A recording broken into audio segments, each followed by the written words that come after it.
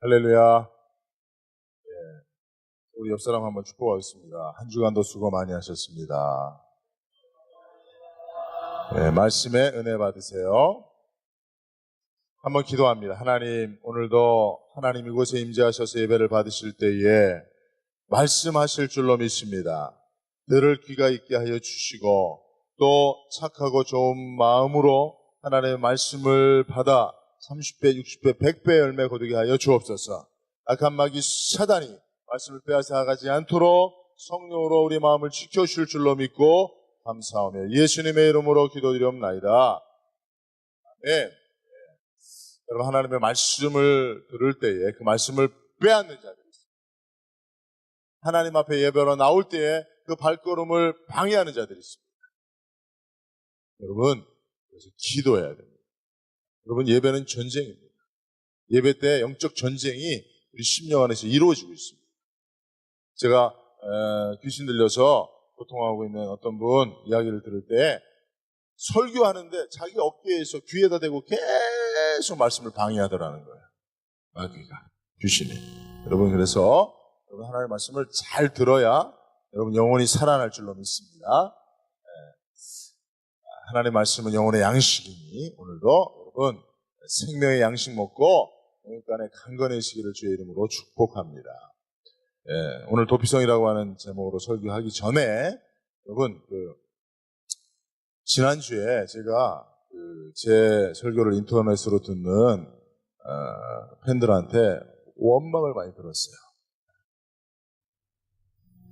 깃이 이렇게 올라가서 지난주에 설교를 했더라고 그러더라고요. 그래서 내가 그럴 리가 하고 제가 설교를 다시 봤더니 깃이 이렇게 올라가 있더라고요. 여러분 뭐 하셨습니까 도대체? 여러분 앉아갖고 깃이 올라갔네 이러고 앉아 계셨습니까? 어떻게 된 거예요 여러분? 저는 여러분들하고 설교할 때 설교자와 설교를 듣는 여러분들 사이에 이 담을 없애려고 저기서부터 여기까지 나왔어요. 여러분 제가 얼마나 큰 용기를 가지고 여기까지 나와 있는지 아세요? 그리고 여러분들에게 좀 편안하게 답답하지 않도록 넥타이도 지금 매지 않고 마이크를 들고 왔다 갔다 하고 여러분 원고 보면서 따박따박 설교하면 얼마나 저도 편한지 아세요? 첫째, 결과보다 동기를 더 중요하게 여기시는 하나님 할렐루야 민수기 보겠습니다. 이런 식으로 설교하면 내가 얼마나 편한데요. 그럼에도 불구하고 여러분들에게 가까이 나오고자 제가 이렇게 여러분들에게 좀 마음으로 가까이 가려고 하는데 여러분들은 나를 안 받아주는 것 같아요. 좀 전에도 제가 성경 읽을 때 잘못해서 여호수아 19장 할 때 20장입니다 하니까 금방 그죠? 실수가 덮어지고 그죠? 잘못이 교정되고 그러잖아요. 여러분들이 말 안 해주면 여러분 저는 어찌란 말입니까? 여러분들 뭐 책망하기 위해서 하는 말이 아니고 설교는 여러분 공감이 이루어져요. 여러분들이 설교자를 빨리 높이 바라보고 있으면 안 됩니다. 한 명이라도 목사님 기도 올라갔습니다. 왜 얘기 못하죠? 할 수 있습니다. 여러분 아직도 예배를 막 제2의식처럼 무슨 그렇게 여러분 천주교나 그렇게 하죠. 천주교나 그렇게 하죠. 여러분 제가 가운도 안 입잖아요. 지금도 가운 딱 입고 높은 강단에서 제사장처럼 그렇게 하는 분들도 있지만 여러분 그거는 실제로는 그런 의미는 없어요. 그렇죠? 하나님의 말씀의 권위를 위해서 그렇게 형식을 채용할 것뿐이지 실제로 여러분들이 하나님의 말씀을 권위 있게 받아들이면 여러분 제가 낯익고만 입고 설교한다고 해서 무슨 의미가 문제가 있습니까? 그렇죠? 물론 의관을 갖춰야 되는 필요가 있기 때문에 최소한의 형식은 필요하겠습니다만 예의는 필요하겠습니다만 그렇죠? 그래서 여러분 오늘 말씀을 들을 때도 마음 활짝 여시기 바랍니다. 여러분 마음이 닫혀 있으면 말씀 들려지지 않아요. 여러분 말씀은 입으로 받아서 그죠? 가슴으로 먹는 거예요. 그죠? 그래서 아멘도 자주 하시고 말씀에 반응하시고 말씀에 자꾸 여러분 리액션이 있어요. 할렐루야. 여러분 제가 문제가 있으면 이야기도 해주시고 옷게도 하나 올라갔다고 여러분 설교하는 내내 그거 신경 쓰여갖고 어떻게 설교를 들으셨어요, 지난주에? 신경 안 썼나요? 네. 거짓말 하지 마세요. 네? 여러분 옷이 이렇게 삐뚤어져 있는데 여러분 이게 신경 안 쓰이고 이게 설교가 들려지겠어요? 물론 안 그러신 분도 있을 줄 압니다. 네, 어떤 분은 답답해서 설교 보는 내내 막 미칠 뻔했다고 그러더라고요. 이야기를 해야지. 예, 좋습니다. 여러분 오늘 성경에는 이 도피성 제도가 소개되고 있어요. 하나님께서 민수기에 보면 먼저 가나안 땅에 들어가기 전에 모세에게 너 가나안에 들어가면 가나안에 있는 땅들을 12지파에게 분배하고 그리고 몇 군데에다가 도피성이라고 하는 것을 만들어라. 그렇게 말씀하셨어요. 그래서 모세가 여호수아에게 그 말씀을 전했고 여호수아가 또 하나님의 명령과 모세의 부탁을 따라서 실제로 가나안 땅 분배를 하면서 도피성을 만들었습니다. 이 도피성을 제정하신 목적이 무엇이냐를 오늘 성경은 이렇게 얘기하고 있어요. 2절에 보면 도피성들을 너희를 위하여 정하여 너희를 위하여 하나님께서 만들어준 게 도피성인 줄로 믿습니다. 그러면 그 특별히 도피성을 누구를 어떤 사람들을 위해서 만들었느냐? 3절에 너희를 위해 할 때 그 너희가 누구냐면 부지 중에 실수로 사람을 죽인 살인자들이에요.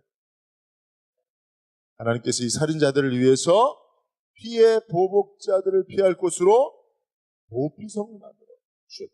자, 그러면 여기 3절에 보면 피해 보복자가 나오는데 피해 보복자는 히브리어로는 고엘 하담이라는 거예요. 피로 구속하는 사람이라고 하는 뜻인데요. 강단에 불 켜주세요. 강단에 불도 꺼지면 이야기를 하세요. 왜 말을 안 하지? 이거 이런 불 켜는 것까지도 내가 다 얘기를 하면 어떡합니까? 그죠? 그럼 불도 꺼져 있으면 불도 좀 켜주세요. 얘기도 하고. 우리가 좀 다 가족 아닙니까? 그죠? 성도들, 어떤 분들이 이렇게 우리 교회 왔다 가면, 목사님 교회는 가족 같아서 좋아요. 근데 가족들이 말을 안 해, 서로. 옷이 삐뚤어져도 말 안 해. 불 꺼져 있어도 말 안 해. 예. 여러분 정말 가족같이 말씀 나누고 갑시다. 할렐루야. 예. 고엘 아담이라고 하는 것인데 그렇기 때문에 피해 보복자라고 하는 말씀을 이해하기 위해서는 고엘 제도를 이해해야 돼요. 하나님께서 이스라엘에게 고엘 제도를 운영할 것을 말씀하셨어요. 이 고엘이라고 하는 사람, 고엘이라고 하는 것은 도움을 줄 수 있는 가까운 사람을 고엘이라고 부릅니다.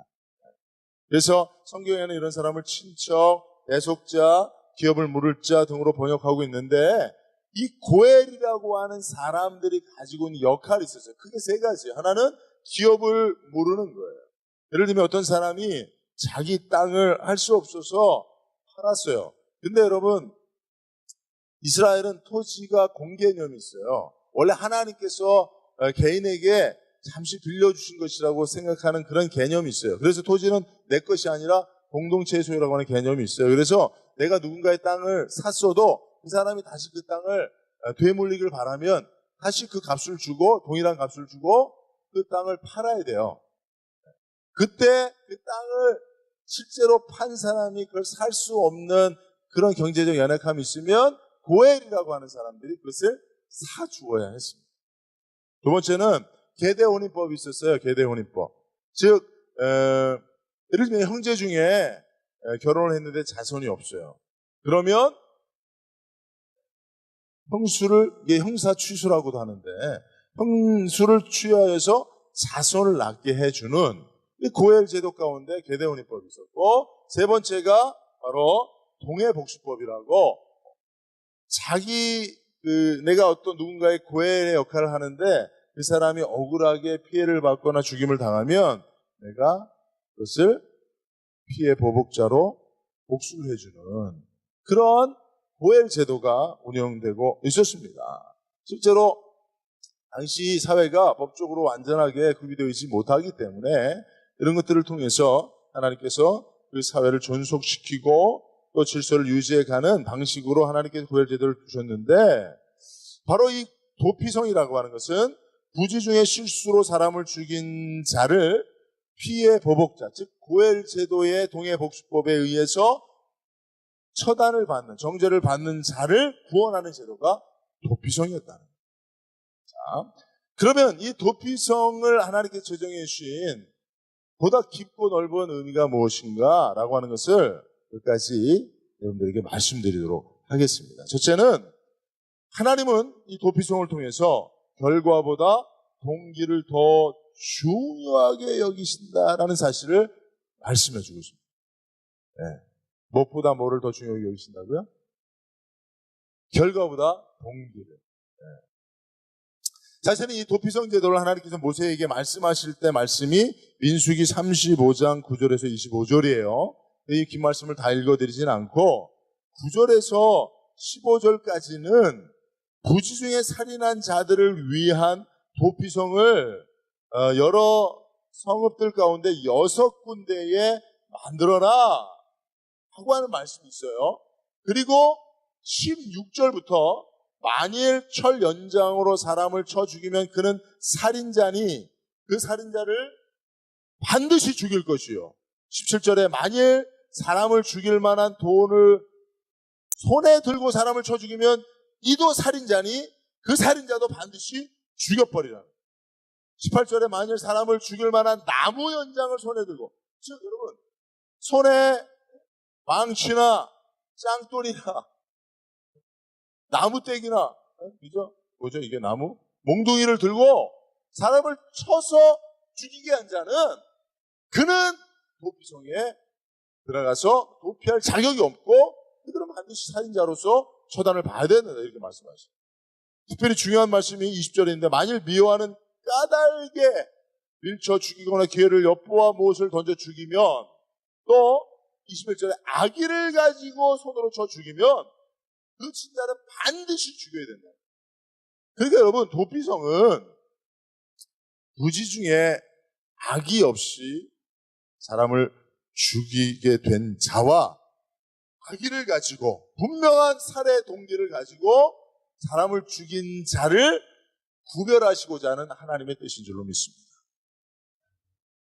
이 사람들만을 위한 도피성이 아니라 분명한 악의와 미워하는 동기를 가지고 살해 동기를 가지고 사람을 죽인 자에 대한 하나님의 분명한 심판을 함께 말씀하고 계십니다. 그러니까 여러분 하나님께서 보시는 게 사람을 죽였느냐 안 죽였느냐의 동기, 아니, 그 결과보다 그들을 그 행위를 하기 전에 마음의 동기를 하나님께서 분명히 구분하시겠다. 여러분 세상은 결과만 가지고 이야기하죠. 사람이 죽었느냐 안 죽었느냐 결과만 보고 얘기합니다. 동기는 세상에서 다루지 않아요. 이게 얼마나 큰 문제예요. 얼마 전에 그 건널목에서 어떤 남자가 담배를 피우고 있어요. 옆에 아이를 데리고 있는 분이 아기에게도 담배 연기에 가니까 담배포를 꺼달라고 했어요. 네? 그래서 남자가 기분 나빠갖고 따귀를 때리더라고. 네? 아기 엄마를. 말도 안 되는 거죠. 근데 여자가 맞으니까 자기도 여러분 요새 여자들이 얼마나 당당합니까? 맞으니까 그 남자한테 이렇게 저항을 했어요. 자, 경찰이 왔습니다. 결과가 어떻게 됐습니까? 네? 쌍방 폭행이 됐어요. 네. 결과적으로 여자도 그 남자에게 몸에 손을 댔다는 거지. 여러분 이게 세상 법이에요. 우리가 볼 때는 이해도 안 되고 용서도 안 되죠. 그러나 세상은 결과만 가지고. 여러분 우리가 지금 리우 올림픽 때문에 그죠? 어제 골프 골프느라고 사실 좀 늦게 잤어요. 골프 박인비 116년 만에 재개된 골프 올림픽 골프에서 당당히 압도적으로 금메달을 땄어요. 여러분 보셨어요? 별로 기쁘지 않으신가 봐. 기쁘더라고요. 우리 한국에 국위를 선양했잖아요. 그렇죠? 그리고 골프는 사실은 뭐 어떤 종목보다도 더 스케일이 크고, 그죠? 이 4라운드까지 진행되는 동안에 수많은 갤러리들을 또 취재진들을 몰고 다니기 때문에 주목을 많이 받는 그런 종목이에요. 그래서 골프에서 우승했다고 하는 것은 상당히 좀 자부심이 있는 얘기인데, 근데 여러분 사실 그것도 보면서 제가 느낀 것은 1등한 사람만 인터뷰하는 거예요. 1등한 사람만 당신이 어떻게 이렇게 나와서 1등하게 됐느냐라고 묻지, 나머지 사람들은 그 사람의 동기가 어땠는지, 마음이 어땠는지, 골프를 치면서 어떤 의도를 가졌는지 아무도 묻지도 않고 따지지도 않아요. 중요하게 여기지 않습니다. 여러분 다 우리도 금메달, 은메달, 동메달이냐 이것만 보지. 그죠? 그들에게 진정으로 어떤 동기와 마음의 자세와 태도를 가지고 올림픽에 임하여서 게임을 하고 있느냐라고 관심도 두지 않죠. 중요하게 여기지도 않고요. 그 메달 색깔이 뭐냐, 메달을 땄느냐 안 땄느냐, 색깔이 뭐냐라고 하는 것에만 관심을 두는 것입니다. 이게 세상 나라예요. 세상 나라의 싸움은 다 이와 같습니다만은 하나님 나라는 이와 같지 않다는 사실을 꼭 믿으시기 바랍니다. 하나님은 우리 마음의 동기를 보세요.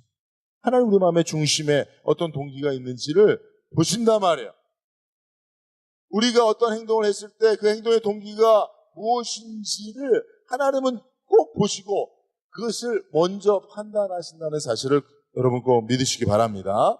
도피성은 이것을 우리에게 보여주고 있는 거예요. 그래서 여러분 우리는 늘 우리의 삶 가운데 내 안에 어떤 악한 동기가 있는가를 봐야 됩니다. 특별히 여러분 잠언 21장 27절에 보면 여호와께서는 본래부터 악인들의 재물을 싫어하시는데 그들이 악한 동기에서 드리는 재물을 어찌 싫어하지 않으시겠느냐. 여러분 이 잠언 말씀을 통해서 보면 우리가 하나님 앞에 재물을 드려 제사하는데도 악한 동기로 할 수 있다는 거예요. 지금 이 가운데도 그런 자들이 있을 수 있다는 가능성이 있다는 거예요.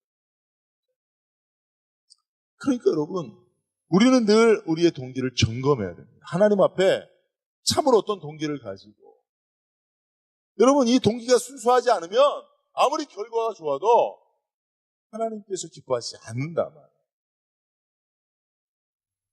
우리 교회가 세상 앞에 정말 순수한 복음적 동기를 가지고 있는지를 보여줘야 됩니다. 사람들을 끌어모으는데 그래서 교회의 덩치를 키우는데 그것이 전도의 목적, 복음을 전하는 목적이 되어지는 것처럼 세상 사람들은 그렇게 알고 있어요.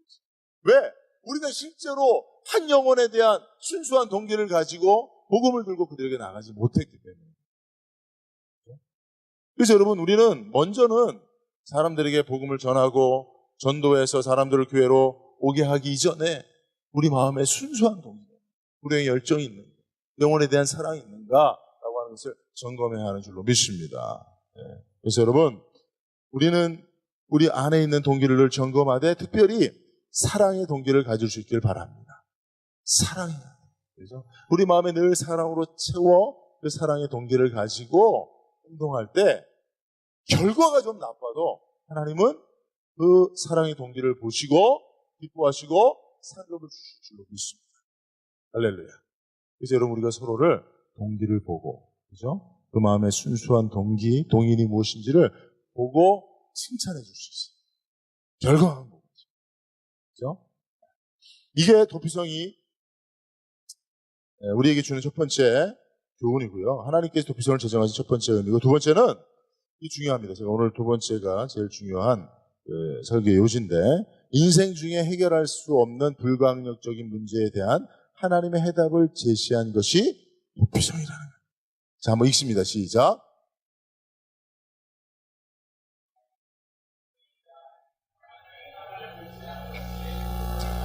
예, 3절에 보면 부지 중에 실수로 사람을 죽인 자예요. 자기도 모르게 실수로 사람을 죽인 자를 위한 도피성입니다. 그죠? 그러니까 여러분, 우리 인생 중에 만나는 불가항력적인 문제들이 있어요. 불가항력적인 문제가 뭐죠? 우리가 어떻게 해볼 도리가 없는 문제들이에요. 그런 문제들이 우리에게 찾아올 때가 있단 말이에요. 그런데 그 불가항력적인 문제들 가운데 내 무지나 연약 또는 실수로 인해 발생하는 문제들도 있습니다. 그죠? 내가 가지고 있는 연약이나 무지나 실수, 그죠? 도피성에 들어가야 될 사람들은 자기가 알지 못하는 가운데 행한 행위가 다른 사람의 생명을 빼앗은 거거든요. 그죠? 네. 실수입니다. 무지입니다. 연약함입니다. 그것 때문에 내가 어떻게 그 결과를 책임질 수 없는 불가항력적인 문제가 발생한 거예요. 우리 인생 중에도 이런 문제들이 발생할 때가 있단 말입니다. 근데 그동안 기독교가 이 문제들을 가지고 고통하는 사람들에게 한 가지만 얘기했어요. 그 해결책이 교회 안에 있다, 복음 안에 있다, 예수 안에 있다. 믿는 자에게는 능치 못함이 없다. 할 수 있다 하시니는 나의 능력 주 하나님. 믿음만이 능력이라 하시네. 여러분, 예수 믿으면 다 해결됩니다. 여러분들이 있는 모든 인생의 문제 해결되지 않는 법이 없습니다. 할렐루야. 예수 믿으세요. 아멘 좀 했어요. 왜? 아멘 하세요, 여러분. 그것도 있어요, 여러분. 이게 없다는 얘기가 아니에요. 그런데 그것만 얘기하면 안 된다.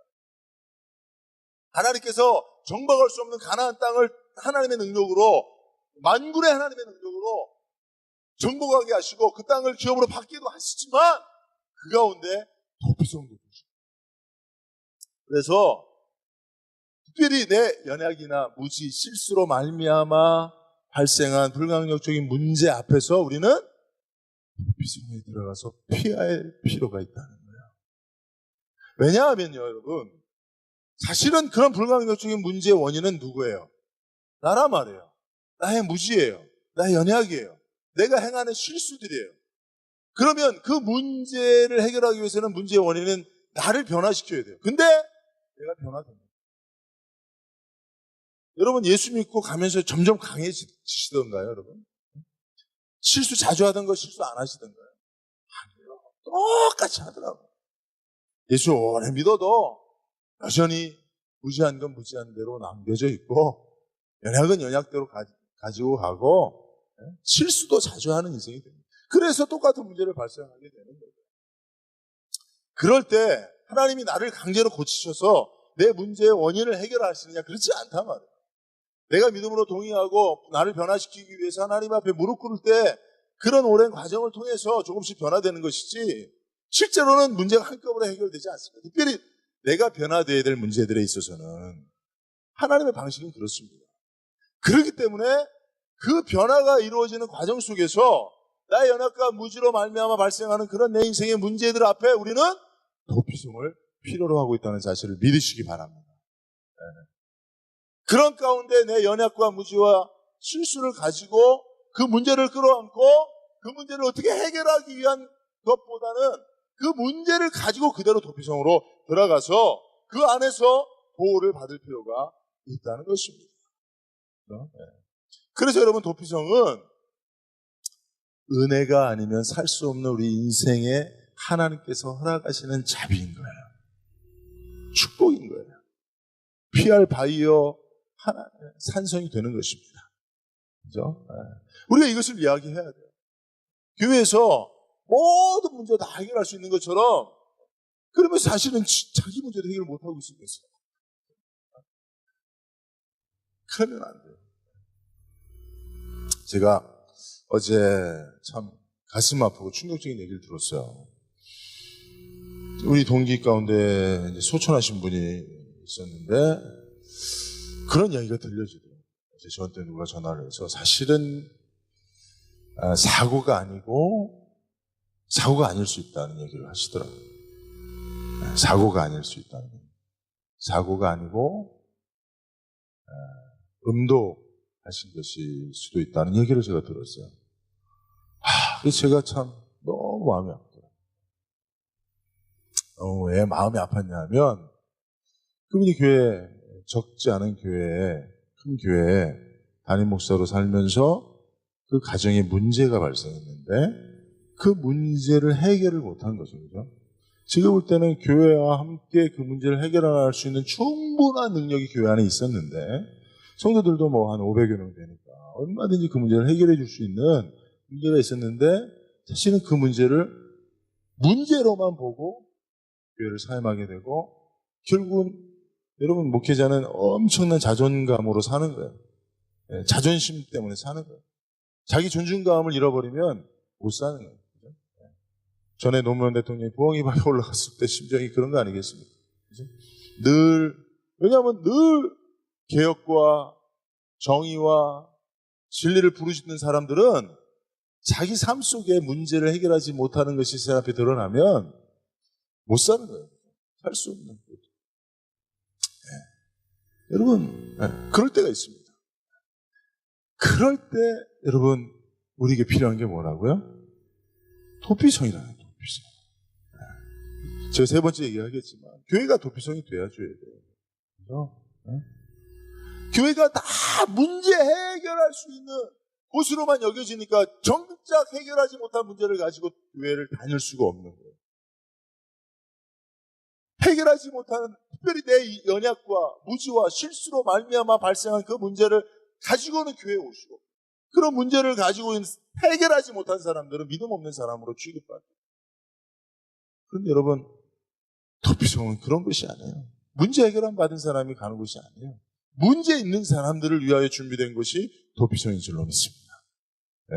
그냥 그 문제 가지고 안으로 들어가면 그 문제가 있지만 받아주는 거예요. 덮어주는 거예요. 그게 하나님의 은혜예요. 하나님의 자비요. 그 하나님의 은혜와 자비를 구하며 살아가도록 하나님께서 우리에게 말씀하십니다. 특별히 여러분 6절 말씀에 보면 그 살인자는 회중 앞에 서서 재판을 받기까지 또는 그 당시 대제사장이 죽기까지 그 성읍에 거주하다가 그 후에 그 살인자는 그 성읍 곧 자기가 도망하여 나온 자기 성읍 자기 집으로 돌아갈지니라 하라 하시라. 여러분 여기 보면 당시 대제사장이 죽으면 다 끝난 거예요. 공소시효를 그러니까 거기까지. 그러니까 이거 무슨 말씀이냐면요. 여러분 사실은 이제 성경은 구속사적 의미로 해석해야 합니다. 그래서 여러분 예수님의 구원 사역을 성경은 다 보여주고 있는데 이것도 그걸 말하는. 여러분 대제사장은 누굽니까? 여기서 말하는. 히브리서에 보면 우리에게 있는 대제사장은 우리의 연약함을 채울하지 아니하는 분이 아니요. 그렇죠? 우리와 한결같이 시험을 받은 자로도 죄는 없다 그랬어요. 그분이 바로 누굽니까? 우리 연약함을 채울하시는 그분, 우리의 대제사장 그분 예수님이시죠. 그러니까 여기서 그러니까 대제사장이 죽으면, 그죠? 대제사장의 죽음으로 모든 자기의 죄가 해결되는 거예요. 끝나버리는 거예요. 거기까지. 바로 이 예수님의 죽으심을 예표해 줍니다.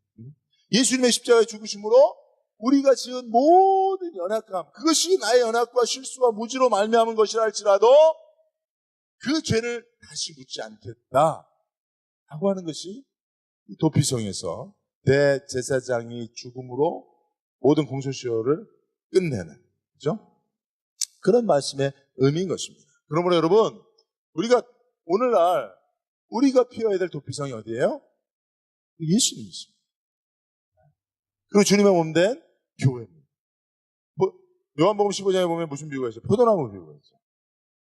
나는 포도나무요, 너희는 가지니 너희가 내 안에 있으면 하신다.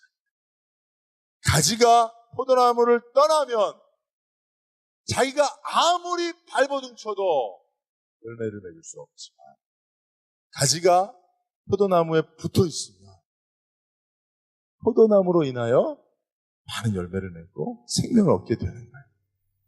그러나 가지가 그래도 내가 한번 내 힘으로 살아볼기라고 포도나무를 떠나면 말라 버려지는 거예요.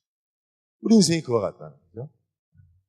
우리 인생. 그래서 우리는 늘 가지에 붙어 있어요.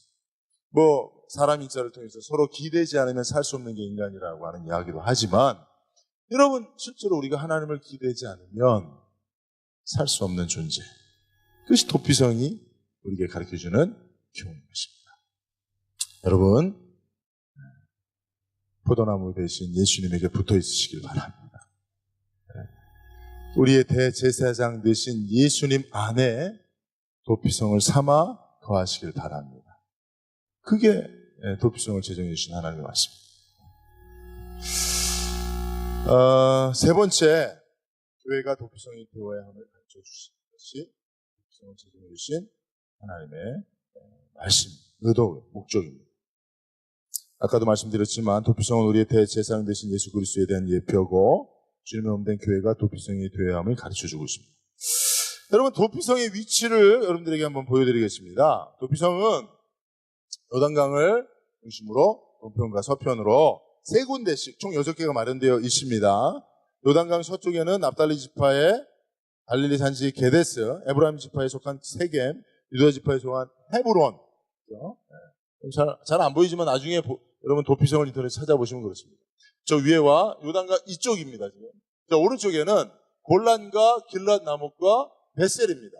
근데 여러분 이 도피성의 위치가 왜 제가 여러분들에게 잘 보이지도 않는데 보여드리냐면 어떤 의미가 있냐면요. 도피성은 이스라엘 전역에서 그 가나안 땅에 사는 모든 이스라엘 사람들이 하루 만에 갈 수 있는 거리에 도피성이 마련됐습니다.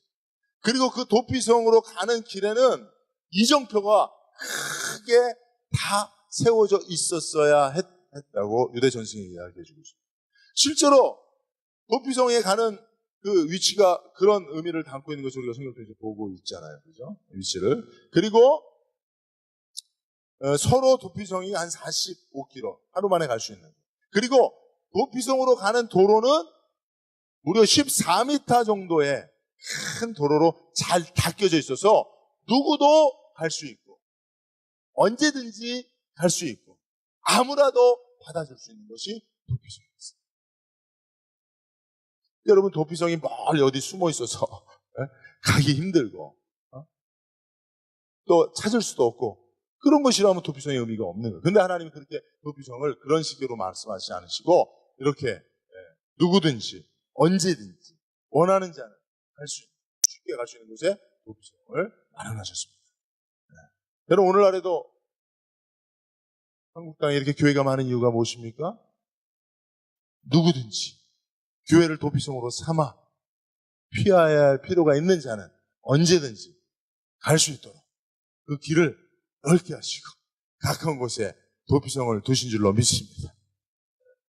특별히 여러분 도피성이라고 하는 그 이름은 히브리어로 이르 미클트라고 그래요. 이 원래 의미는 받아들이는 성이에요. 받아들이는 성. 그러니까 여러분 교회는 받아들이는 곳이에요. 누구를? 누구까지? 살인자도. 살인한 자도. 어떠한 연약과 어떠한 무지와 어떠한 인생의 실수를 가지고 어떠한 불강력적 문제 가운데서 고통하고 있는 자라 할지라도 교회는 도피성으로서 받아들이는 성읍이 되어야 하는 줄로 믿습니다. 그러므로 여러분 교회가 이런 도피성이 돼요. 우리 하나님 교회는 누구든지 올 수 있는 도피성이 될 수 있기를 바랍니다. 누구든지 와서 여러분 보세요. 그러면 도피성 안에 모든 것이 다 구비되어 있어요. 생활비품들이 또 구비되어 있도록 하나님 말씀 준비케 하셨는데 여러분 도피성 안에 사람들이 모여서 어떤 삶을 살았을까요? 도피성에 모인 사람들이 어떤 사람들이에요? 인생에 실수가 많은 사람들. 그냥 작은 실수를 하는 게 아니라 실수에 사람을 죽이기까지 하는 사람들. 그러니까 손에 피를 묻힌 살인자들, 그런 사람들이 도피성 안에 모여 있는 거예요. 이 사람들이 모여서 어떻게 살았겠습니까? 아니면 어떻게 살아야만 했습니까? 그걸 우리가 생각해 보자. 에휴, 저거 살인자. 저 사람은 어린애를 죽였다. 뭐 이런 식으로. 저 사람은 일가족을 다 죽였다. 얼마나 잔인하게 죽였는지 몰라. 뭐 이런 식으로 서로 정죄하고 비난하고 연약과 실수와 무지를 책망하고 살면 도피성이 어떤 성이? 지옥이 되겠죠. 근데 하나님은 그런 도피성을 꿈꾸고 계시지는 않겠죠. 교회도 마찬가지예요. 교회도 실수 많은 사람들이 모이는 거예요. 연약한 사람들이 모이는 거예요. 그죠? 세상에 나가면 살인자로 정죄받을 그런 부정한 사람들이 다 모이는 것이 교회입니다. 그죠? 그러면 중요한 거는 그런 사람이 모였다는 얘기를 많이 하잖아요, 여러분. 교회는 다 죄인들만 모였습니다. 이런 얘기 많이 하잖아요. 중요한 거는 도피성 안에서 죄인들이 어떻게 살았느냐 말이에요. 그것을 우리가 생각해요. 그죠? 도피성 밖으로 나가면 어떻게 됩니까? 피해 보복죄가 내 생명을 취해갑니다. 그래서 여러분 절대적으로 도피성을 떠날 수 없습니다. 근데 여러분 교회 떠나지 마세요. 교회 밖에는요, 여러분들 피해 보복죄가 있어요. 여러분들 교회 발 디디는 순간 피해 보복죄가 겁주려고 얘기해도 아무도 겁을 안 먹어. 겁 좀 주고 그러면 겁도 먹고 막 그러면 제가 신이 날 텐데 아무도 겁도 안 먹어. 밖으로 먹어. 어린애가 그냥 깊은 물에 막 아무 생각 없이 몸을 던지는 것 같아. 여러분, 교회 밖에 나가면 누가 있다고요? 이거 마치 생각도 안 해. 피해 보복자가 있다니까요. 여러분들의 인생에 책임을 묻는, 그래서 정죄하고 여러분들의 연약과 무지와 실수를 인해서 발생한 문제들의 책임과 그 책임에 따르는 정죄를, 형벌을 가하는 피해 보복자가 있단 말이에요. 그걸 피하려면 어디 가야 돼요? 도피성 안에서. 교회 안에 머물러 살아야 돼요. 그러면서 그 안에서 은혜 받은 자들이 또 다른 은혜를 베풀며 살아야 하는 줄로 믿습니다. 그죠? 여러분, 도피성 안에서 나는 그래도 뭐 이러면서 서로 나는 그래도 너보다 깨끗해 이러고 살면요, 하나님이 도피성을 만드신 의미가 없어요. 너희는 은혜 때문에 사는 자들이니, 은혜 아래 아니면 살 수 없는 자들이니 서로 사랑하고 은혜를 베풀며 살아라. 평생을 그렇게 살아라 하는 것입니다. 물론 도피성 안에서 떠나지 못하는 불편함은 있겠죠. 그러나 여러분, 최소한의 우리가 행한 일들에 대한 최소한의 신앙적 양심의 가책은 가지고 살아야 되지. 그죠? 안 그렇습니까? 실수로라도 사람을 죽였는데 마음대로 활개치며 살 수는 없는 거잖아요. 피해 보복자로 당장 죽음을 받아야지만 그것을 도피성으로 면한 것만으로도 감사하면서 이것이 하나님의 은혜인 줄로 알고 은혜 가운데 서로 사랑하면서 자기 삶을 절제하며 사는 게 사실은 도피성이 우리에게 보여주는 의미입니다. 그죠? 그래서 여러분, 우린 다 도피성, 하늘문 도피성 안에 있습니다. 그러니까 여러분, 은혜 받은 자들입니다. 은혜 아니면 살 수 없습니다. 그러면 여러분, 우리가 서로 은혜 가운데 서로를 덮어주고 응감해주고 사랑해주고 은혜를 베풀고 자비를 베풀 수 있기를 바랍니다. 말씀을 맺도록 하겠습니다. 자, 제가 결론적으로 드리고 싶은 말씀은 뭐냐면, 하나님이 도피성을 만들어 주셨잖아요. 근데 우리가 그 도피성으로 가려면 먼저는 내가 만든 도피성이 무너져요. 여러분들이요, 다 도피성을 하나씩 만들어 놨어요. 여러분들이 만든 도피성을 오늘 안전하게 여러분들의 삶에서 버리시길 바랍니다. 여러분들이 만든 도피성이 뭐예요? 어떤 사람은 술일 수 있어요. 그죠? 어떤 사람은 또 다른 여러 가지 방식의 삶의 습관들이 있을 수 있습니다. 그죠? 여러분, 프로이드가 방어기제라는 얘기예요. 사람들이 자기가 가지고 있는 어떤 그런 문제나 또 연약이나 이런 또 뭐 무지 같은 거, 그런 것들을 통하여 발생하는 그런 문제들을 이제 대한 어떤 정죄나 책망 이런 것들을 피하기 위해서 방어기제를 사용을 하는 거예요. 뭐 그런 것 중에 이제 뭐 회피나 뭐 부정이나 뭐 이런 것들이 많이 있죠. 그 사람들이 다 그런 방어기제로서의 자기 도피성을 만들어 놨어요. 근데 어떤 사람은요, 늘 자기가 가지고 있는 연약을 숨기기 위해서, 자기가 행한 실수를 덮기 위해서 자꾸 거짓말하는 거예요. 방어기제.